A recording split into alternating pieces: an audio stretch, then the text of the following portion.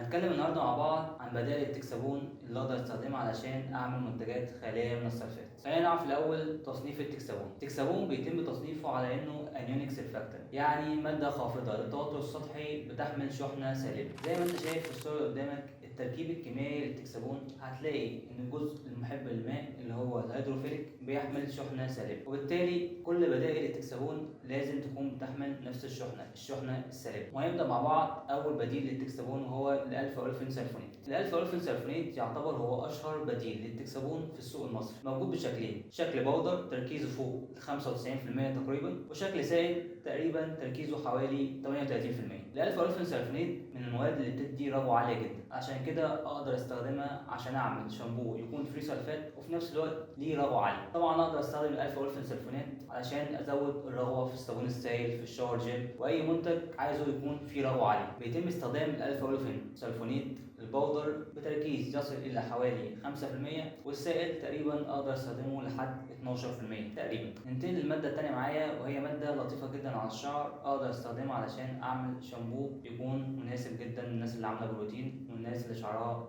مصبوغ او شعرها متهالك. الماده دي هي الساركوزيل. الساركوزيل ماده موجوده في السوق المصري بشكل سائل، تركيزها حوالي 30%، بتدوب في الميه بسهوله. اقدر استخدمها بنسب تصل حوالي الى 15%، ممكن كمان اوصل لحد 20%. تركيز الماده الفعاله فيها زي ما قلنا حوالي 30%، عشان كده بحتاج اخد منها كميه كبيره. اخر ماده هنتكلم عنها النهارده هي الدايصوديوم لارويل سلفوسوكسينيت. ماده مميزه جدا بتديني رغوه كريميه وكثيفه، موجوده في السوق المصري بشكل سائل، تركيز تقريبا حوالي 30%. اقدر استخدمها بنسب ممكن تصل الى حوالي 25%. زي ما قلنا هي والساركوزيل تركيزهم كماده فعاله قليل حوالي 30%، فعشان كده باخد منهم كميات كبيره. طبعا في بدائل كتير جدا للتكسابون عشان اعمل شامبو فري سلفات او حتى شاور جيل فري سلفات. احنا كده ذكرنا اهم 3 مواد موجودين في السوق المصري اقدر استخدمهم عشان يكونوا بديل للتكسابون واعمل حاجه تكون فري سلفات. في نهايه الفيديو ما تنساش تعمل لايك وشير وتشترك في القناه عشان يوصلك كل جديد، وتفعل زر الجرس. السلام عليكم ورحمه الله.